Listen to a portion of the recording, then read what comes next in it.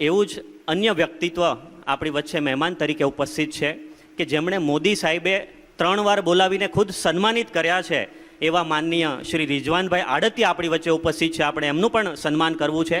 સૌજીભાઈ તેમજ અરવિંદભાઈ ધડુકને વિનંતી કરીશ કે આ મહાનુભાવનું આપણે સન્માન કરવું છે. રિઝવાનભાઈ આડતિયા એટલે મૂળ પોરબંદરના છે અને હાલ તેઓ દુબઈ સ્થિત એક ગ્લોબલી પોતાનો વ્યવસાય કરી રહ્યા છે. વિઝન એડ પોર્ટલના તેઓ ચેરમેન છે. આડતિયા ફાઉન્ડેશન કરીને એક સુંદર મજાનું ફાઉન્ડેશન તેઓ ચલાવી રહ્યા છે અને ગ્લોબલી હેલ્થ અને એજ્યુકેશન સંબંધિત સેવાઓ પૂરી પાડી રહ્યા છે. મોટિવેશનલ સ્પીકર છે, લેખક છે અને આપણના સૌને ગુજરાતી તરીકે ગૌરવ થાય એવું વ્યક્તિત્વ એટલે રિઝવાનભાઈ આડતિયા. આવા સુંદર એવા રિઝવાનભાઈ આડતિયાને જ વિનંતી કરવી છે કે આજના આ થર્સડે થોટમાં પોતાના વિચારોનું વાવેતર કરશે. આપણો આ સમગ્ર કાર્યક્રમ ખૂબ કમ્પેક્ટ હોય છે, માત્ર અડધો કલાક માટે જ હોય છે, એટલે ખૂબ સંક્ષિપ્ત રીતે પરંતુ ધારદાર રીતે રિઝવાનભાઈને હું વિનંતી કરીશ.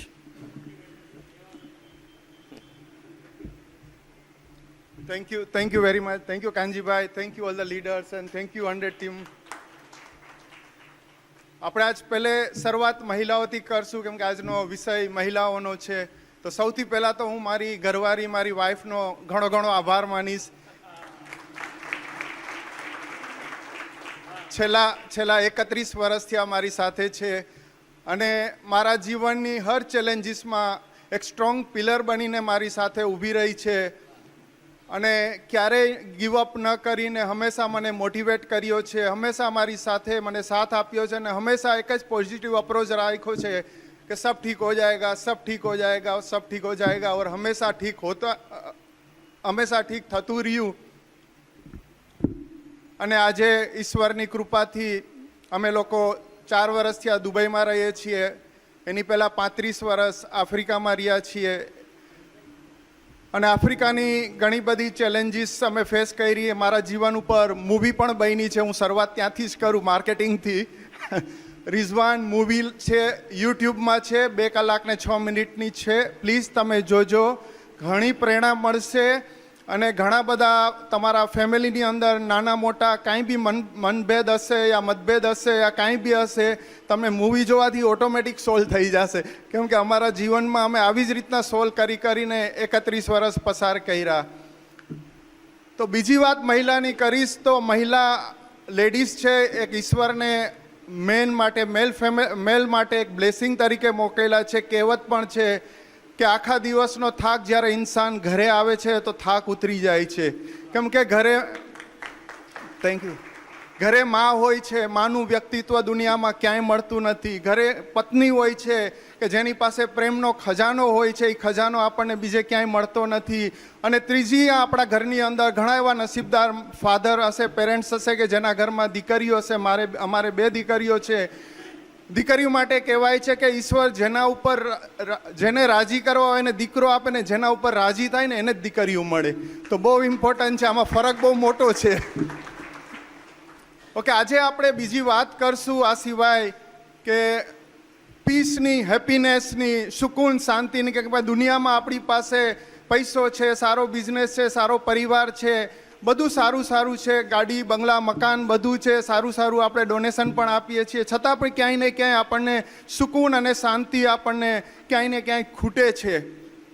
જે સુકૂન અને શાંતિ જ્યારે હું નાનો હતો 13-14 વર્ષનો ત્યારે જ મને આ ચીજની સમજ પડી કે દુનિયામાં જ્યારે આગળ વધશું. કેમ કે 1985માં હું 15 વર્ષની ઉંમરે પોરબંદરની અંદર, હું ઓરિજિનલ પોરબંદરનો છું, મારો જન્મ પોરબંદરમાં થયો છે અને મહાત્મા ગાંધીજીના આશ્રમના અમે પાડોશી છીએ, એટલે ઘણી બધી ત્યાંથી એનર્જી મળી છે. પણ આપણી પાસે શોર્ટ ટાઈમની અંદર આપણને પૂરું કરવાનું છે. તો પોરબંદરની અંદર 1985માં 175 રૂપિયામાં હું 16 વર્ષની ઉંમરે નોકરી કરતો હતો અને 17 વર્ષની ઉંમરે મને આફ્રિકામાં જોબની ઓપોર્ચ્યુનિટી આવી. $200 એટલે કે 3,500 રૂપિયામાં, એટલે 20 ગણા. અને હું આફ્રિકા ગયો ત્યારે જ મને ખબર પડી ગઈ કે એટલું આસાન નથી પૈસો કમાવો. પૈસો આવશે, 20 ગણો પૈસો મારા જીવનમાં આવ્યો, પણ સાથે ઘણી બધું સ્ટ્રેસ, ઘણું બધું પ્રેશર, ઘણી બધી જવાબદારીઓ વધતી ગઈ. તો પછી ત્યારે મને લાઇટ થઈ કે જો આ જવાબદારીઓને સારી રીતના સંભાળીને સારી રીતના જીવવું હોય તો એના સોલ્યુશન ઉપર મારે ફોકસ કરવું જોઈએ. મારે જોવું જોઈએ કે દુનિયામાં હું પ્રગતિ કરીશ તો સાથે સાથે હું હેપીનેસ, સુકૂન અને શાંતિની લાઈફ કેમ જીવી શકું એની મને નાનપણથી ખબર પડી ગઈ અને મેં સવારે 3 વાગે બ્રહ્મ મુહૂર્તના ટાઈમે ઉઠવાનું શરૂ કર્યું. 3 વાગે ઉઠીને ધ્યાન ધરવાનું, પછી હું શીખતો ગયો વિઝ્યુલાઇઝ કેવી રીતના કરવું, સબકોન્શિયસ માઇન્ડના પાવરને કેવી રીતના ડેવલપ કરવું, પછી યોગા કર્યો, પ્રેયર્સ, અમારી નમાઝ હોય છે, એમ કરીને 3 થી લઈને 7 વાગ્યા સુધી 4 કલાક મેં મારી જાતને આપવાનું ચાલુ કર્યું. આજે એ વાતને લગભગ 40 વર્ષ થવા આવ્યા છે. આજે બી હું 3 વાગે ઉઠીને 4 કલાક મારી જાતને પહેલે આપું છું. અને હું તમને શોર્ટમાં 3 રસ્તા બતાડી. 3 જ રસ્તા એવા છે જેનાથી જીવનમાં પીસ, સુકૂન અને શાંતિ મળે. એ સિવાય ચોથો રસ્તો નથી. હું તમારી સામે ખુલીને બોલું છું. એ 3 રસ્તાને હું 40 વર્ષથી મારા જીવનમાં ઉતાર્યો છું, હું તમારી સાથે શેર કરીશ. આજે હું બિઝનેસની વાત કરું તો આફ્રિકાના 10 દેશોમાં બિઝનેસ છે. 4000થી વધારે લોકો મારી અંડરમાં કામ કરે છે, અમારી અંડરમાં કામ કરે છે. જ્યાં મારી શરૂઆત થઈ હતી ઇન્ડિયામાં 175 રૂપિયા હતી. તો આ 3 રસ્તાને હું ટૂંક સમયની અંદર તમારી સાથે શેર કરીશ, જેનાથી પીસ, સુકૂન અને શાંતિ, યા આપણે કહી શકીએ કે જીવનની બેલેન્સ લાઈફ, કે એક સાઈડ આપણી પાસે સારો પરિવાર, સારો બિઝનેસ, સારા બચ્ચા, સારું લાઈફ, ગાડી, બંગલા બધું, બીજી સાઈડ આપણને સુકૂન, શાંતિ અને પીસ આપણા જીવનમાં આ બેલેન્સ લાઈફ કહેવાય. અને તો એ 3 રસ્તાની અંદર પહેલો રસ્તો એ છે માનવ સેવા. માનવ સેવા વહી ઉત્તમ સેવા. હર એક ઇન્સાન કે દિલ મેં પરમાત્મા બિરાજમાન. તન, મન અને ધનથી માનવ સેવા આપણા જીવનની અંદર બહુ ઇમ્પોર્ટન્ટ રોલ પ્લે કરે છે. આપણે બધા ધાર્મિક છીએ, પૂજાપાઠ કરીએ છીએ, નમાઝ પઢીએ છીએ, જે ધર્મમાં માનીએ છીએ, બધી ક્રિયાઓ કરીએ છીએ. એ એક ધાર્મિકતા છે, પણ ધાર્મિકતાની ઉપર આપણી અંદર આધ્યાત્મિકતા જ હોવી જરૂરી છે. તો આધ્યાત્મિકતાના આ 3 રસ્તા જે હું તમને કહી રહ્યો છું, પહેલો છે એ માનવ સેવા, જે હું બચપનથી શીખો છું. 15 વર્ષની ઉંમરે પહેલી નોકરીથી, તમે મૂવી જોશો તો તમને ખબર પડશે કે પહેલો પગાર મારો સેવામાં ગયો તો 175 રૂપિયા. તો માનવ સેવા. બીજું તમને વાત કરું તો ધ્યાન ધરવું, મેડિટેશન કરવું બહુ ઇમ્પોર્ટન્ટ છે. ભલે 5 મિનિટ 10 મિનિટ ધ્યાન ધરવું આપણા જીવનની અંદર બહુ ઇમ્પોર્ટન્ટ છે. અને ધ્યાન ક્યારે ધરવું? સૂરજ ઉગ્યા પહેલાં, જેને બ્રહ્મ મુહૂર્ત કહીએ છીએ. કેમ કે એક કહેવત છે કે જે ઇન્સાનને સૂરજ ઉઠાડે છે એ ઇન્સાન ફેલિયર છે, જે ઇન્સાન સૂરજને ઉઠાડે છે એ ઇન્સાન જીવનમાં સફળ છે. એટલે બહુ ઇમ્પોર્ટન્ટ છે કે સૂરજ ઉગે એ પહેલાં ઉઠીને 5-10 મિનિટ ધ્યાન ધરીએ. કારણ કે આધ્યાત્મિકતાની અંદર બી એટલો આનંદ, એટલું સેટિસ્ફેક્શન નહીં મળે, પણ આધ્યાત્મિકતાની સાથે સાથે ધાર્મિકતામાં એટલી સેટિસ્ફેક્શન નહીં મળે, પણ ધાર્મિકતાની સાથે આધ્યાત્મિકતા આવી જશે આપણા જીવનમાં તો એનો આપણે અનુભવ કરી શકશું. આપણે સુકૂન, શાંતિ અને હેપીનેસની જે વાત કરી રહ્યો છું એ આપણે મેળવી શકશું. ત્રીજું બહુ ઇમ્પોર્ટન્ટ છે, મોસ્ટ ઇમ્પોર્ટન્ટ છે, જેને હું આજે 30 વર્ષથી મારા જીવનમાં મેં અમલ કર્યો છે, એ છે પોતાની જાતને પ્યાર કરો, પોતાની જાતને સમય આપો, પોતાની જાત સાથે વાતો કરો. આપણે બધા સાથે વાતો કરીએ છીએ, આપણા પરિવાર સાથે, આપણા ફ્રેન્ડ સર્કલ સાથે, દુનિયામાં બધા માણસો સાથે વાતો કરીએ છીએ. આપણી આદત નથી હોતી પોતાની જાત સાથે વાતો કરવાની. આપણી પોતાની જાત સાથે વાતો શું કરવાની? હું તંદુરસ્ત છું, હું સ્ટ્રોંગ છું, હું શાંત છું, હું સફળ છું.